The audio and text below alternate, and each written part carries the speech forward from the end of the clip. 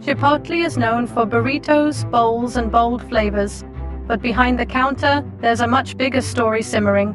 With consumer confidence hitting record lows and economic uncertainty casting a long shadow, even a giant like Chipotle is feeling the heat.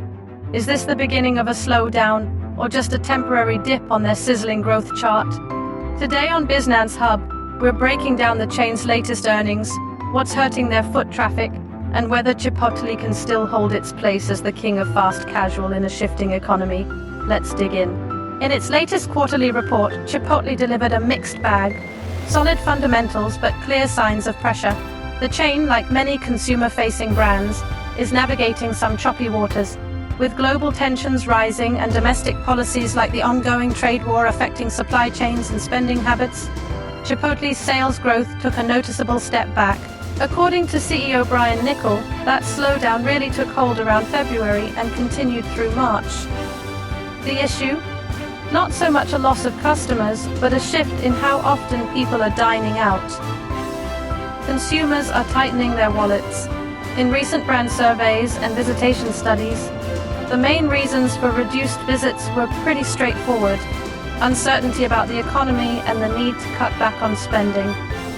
It's not that people don't love Chipotle anymore, they're just choosing to eat at home more often. Chipotle's leadership is fully aware of this trend. Their takeaway? It's not a demand issue, it's a convenience issue. The chain sees a clear opportunity. The faster they can expand to reach their goal of 7,000 North American locations, the more accessible they'll be, and that should help reverse this trend. Now let's talk pricing.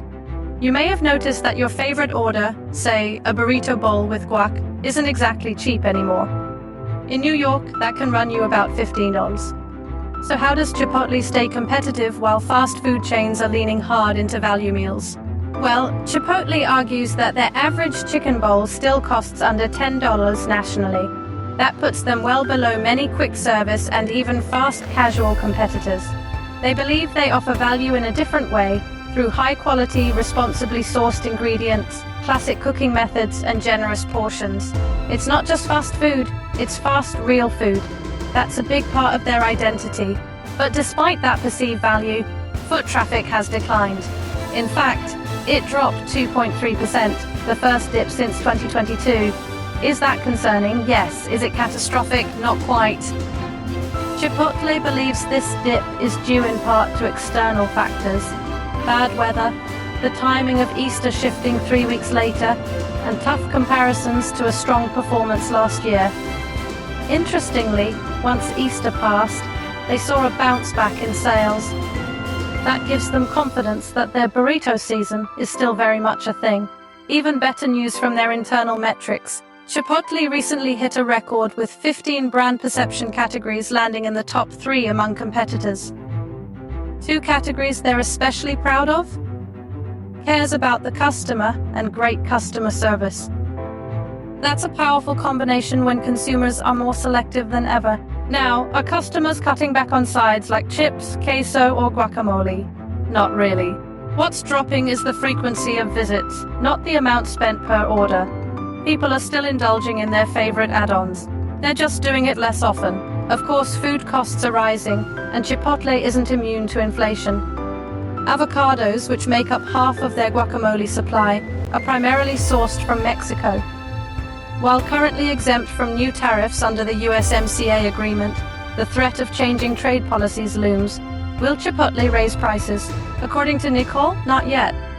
Their position is clear: no price hikes unless absolutely necessary. They want to wait and see which tariffs stick and which ones fade. If inflation becomes a long-term issue, pricing could be adjusted, but only if they believe it's the right move for their customers and brand. And yes, their CFO did previously suggest that inflation could force some pricing action. So is that still on the table? Technically, yes, but only after a deep review of the situation. The company sees pricing power as a strategic asset. They won't use it unless it truly benefits their overall game plan. Now, what about those looming tomato tariffs? Mexican tomatoes are expected to see a 21% tariff starting in July. For a company that relies on fresh tomato salsa, that could hurt, right? Not exactly. Chipotle says the cost impact is minimal and manageable. They'll absorb that cost for now, and pricing adjustments could come later when the market can bear it. So what's next for the company? Looking ahead, Chipotle has adjusted its growth expectations for same-store sales. Instead of mid to high growth, they're now forecasting low single-digit increases. But they believe things will turn around in the second half of the year. Why the optimism? Because they're about to push harder into their consumer flywheel. That means refining operations, upgrading digital tools, and ramping up marketing. For the first time, Chipotle plans to lean heavily into summer advertising, which has traditionally been a quieter time for them. You'll likely see new promotions across streaming services, social media, and influencer-led campaigns. Plus, there's talk of menu innovation. New dips, new sides? Yep, those could drop this summer. The goal? Keep the brand fresh and top of mind even when seasonal slowdowns usually occur. For investors, it's been a bumpy ride. Chipotle stock is down 19% year to date, but the company remains confident. From improving in-store experiences to investing in personalization through its digital app, the strategy is long-term. The leadership believes they've built a resilient model that can withstand inflation, competition, and economic shifts. At the end of the day, Chipotle isn't just trying to survive this slowdown, they're planning to come out stronger.